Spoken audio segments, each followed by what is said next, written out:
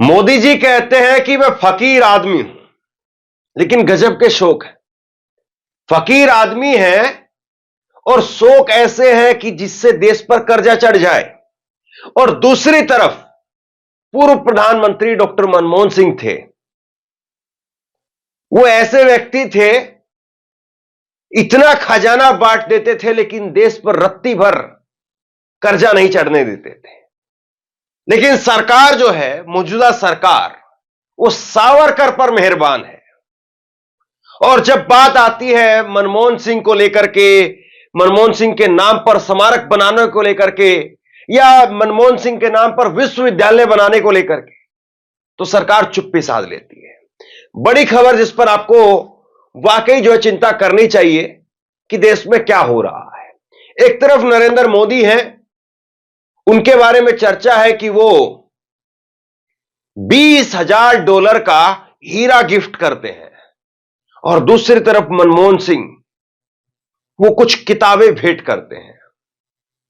मनमोहन सिंह जिनको लेकर के, स्मारक बनाने को लेकर के इतना विवाद हुआ, लेकिन 26 दिसंबर को उनका निधन हुआ, और 26 दिसंबर से आज 4 जनवरी को हम खड़े हैं।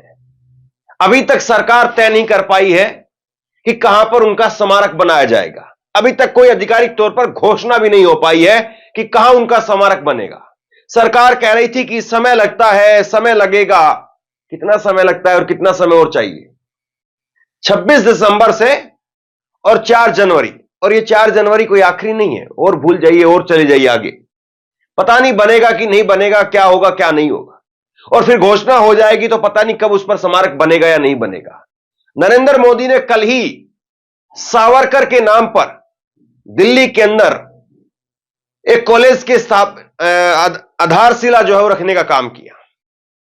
सावरकर के नाम पर यह सब कुछ हो सकता है, जिसको कांग्रेस कहती कि माफी वीर है, माफी मांगने वाले अंग्रेजों से। मनमोहन सिंह के नाम पर क्यों नहीं हो सकता है? मनमोहन सिंह जिनके अर्थशास्त्र को दुनिया पढ़ती है।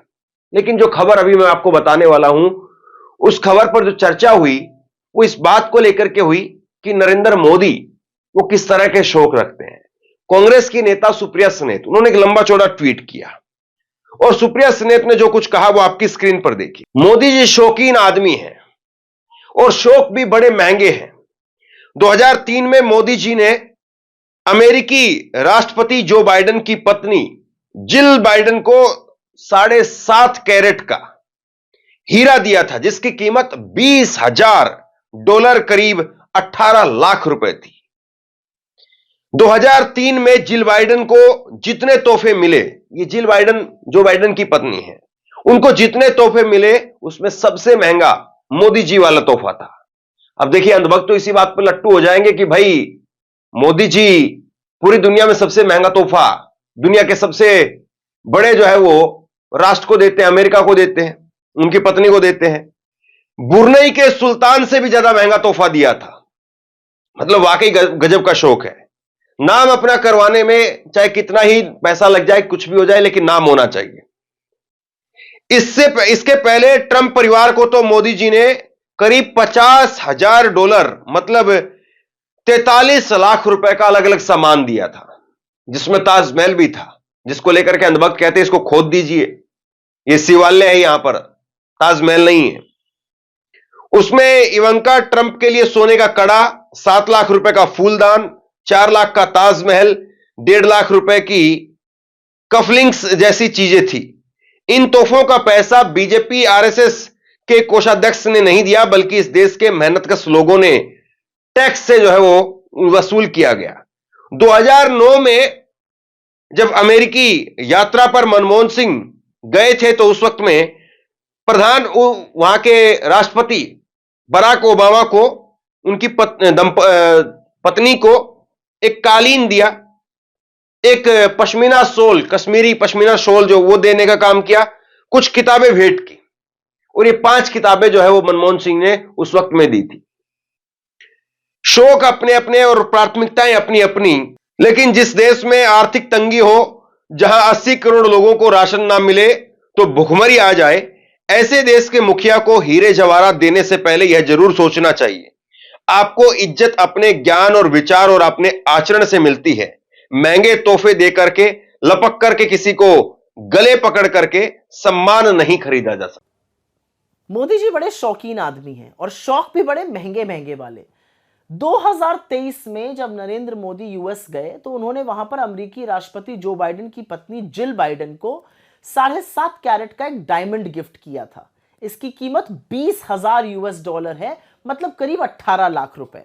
और 2023 में जिल बाइडेन को मिलने वाले सारे तोहफों में सबसे महंगा तोहफा यही था। सोचिए, मोदी जी ने ब्रुनेई के सुल्तान से ज्यादा महंगा तोहफा दिया था जिल बाइडेन को।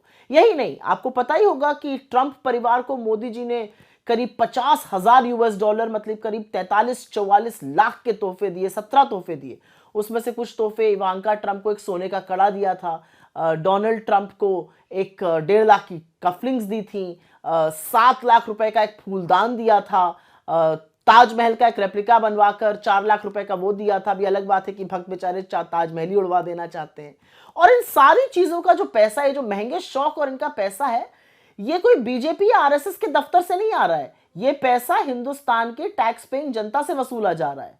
और वहीं इसके विपरीत डॉक्टर मनमोहन सिंह जी जब 2009 में अपनी पहली स्टेट विजिट यूएस गए, उन्होंने ओबामा दंपति को एक हिंदुस्तान में बना हुआ कालीन, पश्मीना का एक शॉल और तमाम किताबें, जिनके कुछ नाम मैं आपको बता देती हूँ: stories from the Panchatantra, Ancient Tales of Wit and Wisdom, The Puffin Treasury of Modern Indian Stories, The Gandhi Stories, History in the Making, और इसके अलावा History of Ancient and Early Medieval India, ऐसी किताबें गिफ्ट करनी थी। तो खैर, शौक अपना अपना और प्राथमिकताएं भी अपनी अपनी।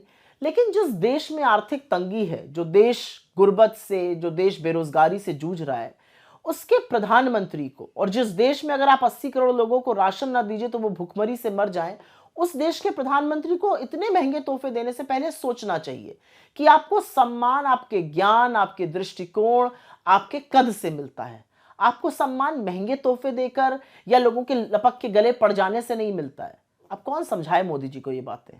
अब सवाल यह है कि क्या नरेंद्र मोदी, उनकी सरकार को, उनकी पीआर कंपनी को इन बातों से फर्क भी पड़ता है कि वो क्या देश के अंदर या दुनिया में उदाहरण पेश कर रहे हैं?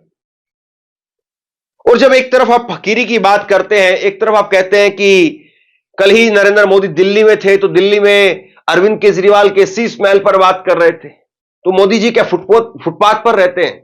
वो भी तो एक सरकारी आवास में रहते हैं ना, और उसमें भी सैकड़ों करोड़ रुपए का रेनोवेशन हुआ है, ये बताया जा रहा है। तो आरोप लगाना या अपने बारे में अपने आप से छवि गढ़ना एक अलग बात है, लेकिन सच्चाई अलग बात है। पत्रकार आदेश रावल ने ट्वीट किया, जरा आप अपनी स्क्रीन पर देखिए।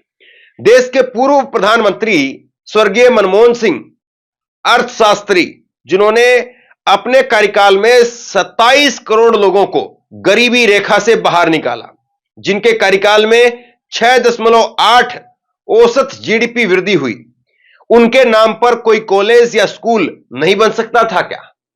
यह सवाल जो है महत्वपूर्ण है।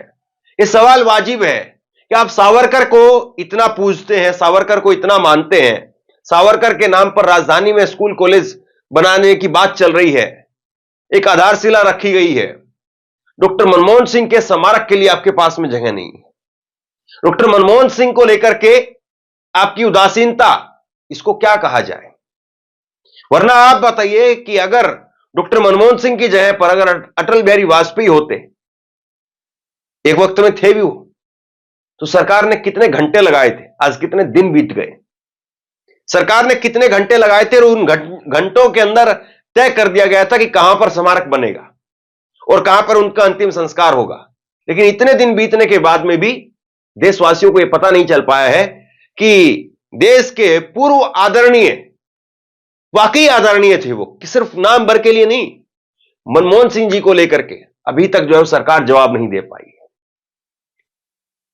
कमाल की बात है, और दुनिया इस बात को देखेगी, डॉक्टर मनमोहन सिंह के चाहने वाले वो इस बात को देख रहे होंगे कि उनके देश की सरकार अभी तक देखिए फैसला नहीं कर पा रही, और 10 रोज 8 रोज और बीतने दीजिए, आप हफ्ते 10 दिन और बीतने दीजिए, महीना 2 महीना और बीतने दीजिए, लोग मनमोहन सिंह के नाम के स्मारक बनना है, इस बात को भी भुला देंगे।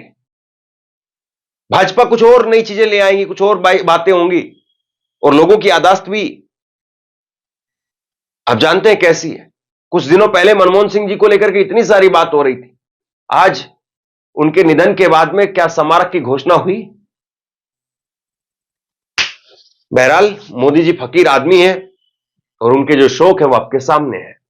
और दूसरी तरफ मनमोहन सिंह, उनकी समझदारी, उनकी एक एक भविष्यवाणी वो इस देश के काम आई, इस देश को आगे बढ़ाने का काम किया। और आज जब बागडोर नरेंद्र मोदी के हाथ में है तो वो क्या कर रहे हैं आपके सामने है। शेयर कीजिए इस खबर को, लोगों तक पहुंचाइए, और आप क्या सोचते हैं नीचे कमेंट बॉक्स में लिख करके जरूर बताइए। और इसी तरह की तमाम खबरों के लिए ऑनलाइन न्यूज इंडिया को सब्सक्राइब कीजिए। आपका बहुत बहुत धन्यवाद।